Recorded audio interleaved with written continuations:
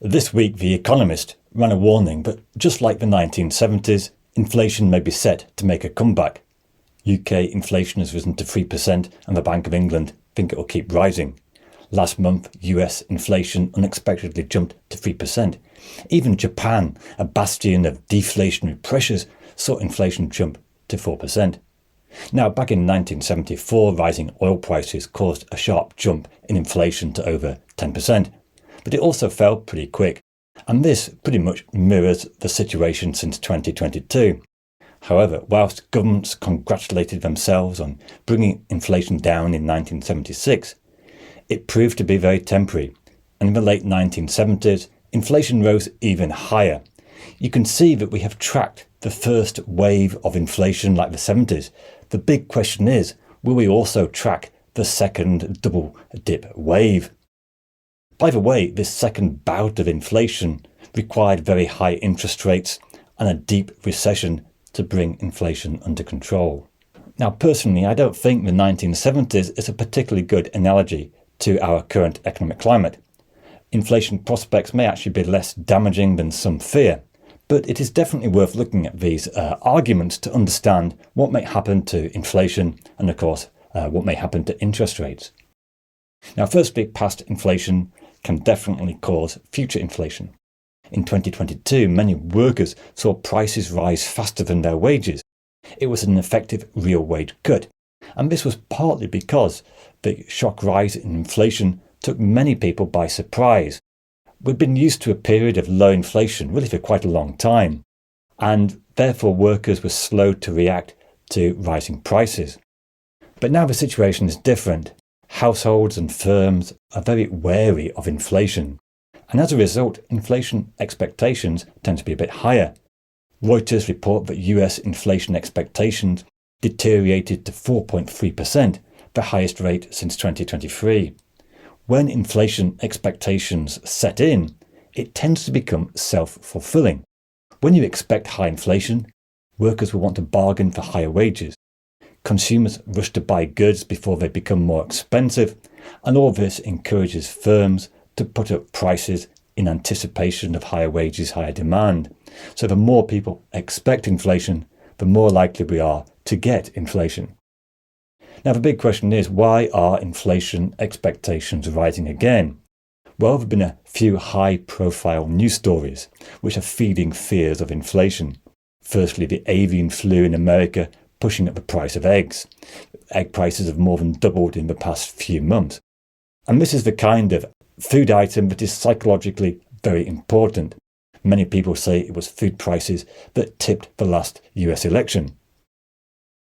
In the UK, food inflation is more muted, but last year prices in cafes and restaurants rose 8%, and definitely there is still low confidence and expectations that prices are going to rise in the UK.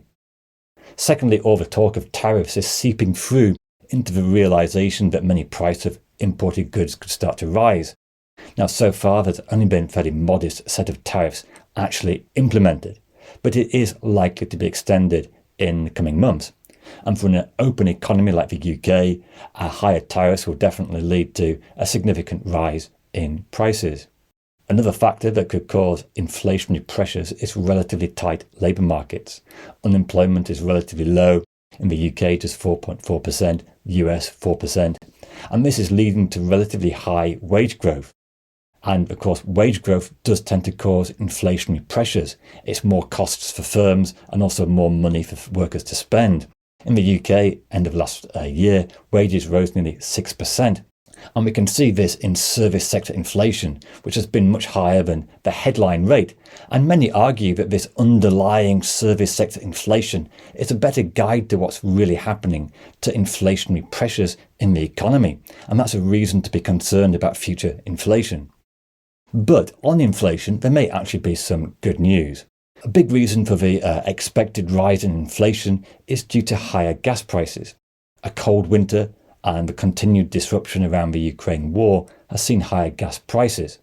But a recent break in cold weather, plus hope of maybe a breakthrough in terms of some kind of deal, has caused gas future prices to fall back down. Also worth bearing in mind that even the recent increase in gas and oil prices It's nothing like the 2022 surge where prices rose astronomically. Same with oil prices, they may have risen 10% last month, but again nothing like 2022, and oil prices are still lower than a couple of years ago. Also, with a relatively weak global demand, China not doing particularly well, and also the big increase in the supply of oil and gas means that prices are likely to remain muted. Just don't forget the price shock of 2022 saw many countries aim to increase the supply of gas and oil. The US has massively increased their productive capacity in recent years, and markets were more resilient to the loss of Russian fossil fuels than many feared. Sanction busting, of course, was part of that.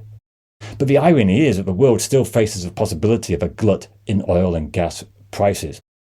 Certainly OPEC has failed to keep prices above $90 or even $100.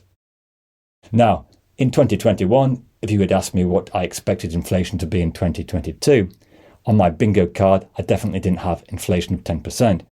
Anything is possible, and the recent years is a reminder that there's always an unexpected shock that can cause inflation. But without some new geopolitical shock, it's hard to see the kind of massive increase in oil prices which could cause the kind of inflation we had in 2022. But you could say in this crazy world, anything is possible. Also, let's go back to the 1970s and that dual burst of inflation. An economist like John Cochrane will say that inflation is like cockroaches. As long as a few are still there, there's always the chance that they can multiply and become a real problem. But I still think there are significant differences with the 1970s. Firstly, in the 1970s, trade unions were genuinely very powerful. They could bargain for big wage increases. In 1974, it was trade unions that effectively brought down the Heath government. In the 1970s, the UK and US genuinely did have wage price spirals, higher prices leading to even higher wages, causing more price inflation. But is that likely to happen today? Well, it's no surprise that in 1975 we reached the peak labour share of income, 70% of GDP. It's now down to 60%. And basically, I can't see Deliveroo drivers bringing down the government in bargaining for 10% wage increases. It's a very different labour market, unions much less strong in both the US and UK.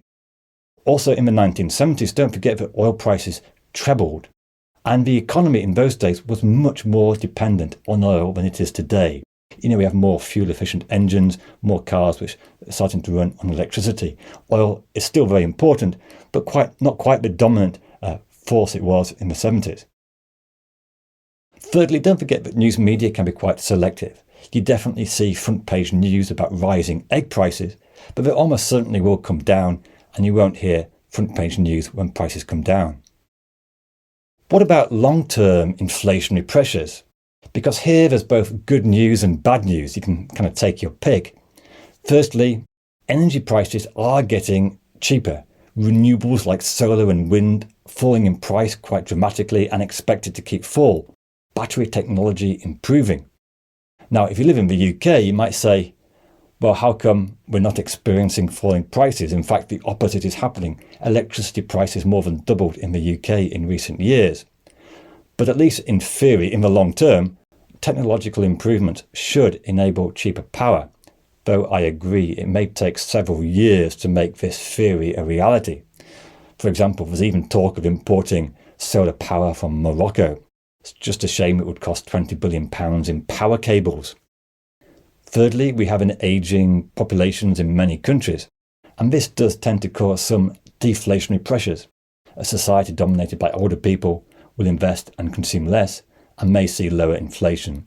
Certainly the experience of Japan in this regard is maybe indicative of what may happen. Low growth, high government debt, but very low inflation for the past couple of decades. But it would definitely be a mistake to say that all the long-term trends are towards lower inflation. There are definitely risks of higher inflation. Firstly, UK growth is low because productivity growth is so disappointing. And if you have low growth in productivity, you can have inflationary pressures even when the economy is virtually stagnating. Secondly, there's many environmental shocks which could lead to their own kind of inflationary pressures. Rising costs of food, rising costs of insurance, rising costs of commodities. One explanation for US inflation in recent months is the Californian wildfires, which have pushed up inflation. Also, when you have a service sector-based economy like the UK and US, it can be harder to see lower prices and easier to have inflation. At the moment, electronic goods are falling in price, but labour-intensive services like healthcare, hairdressers, teaching are seeing rising costs because of rising wages. It's much harder to increase productivity in a service sector-based economy. How do you replace a hairdresser? How do you replace a doctor and nurse? So in these labour-intensive industries, you tend to get wage inflation and higher prices through that way.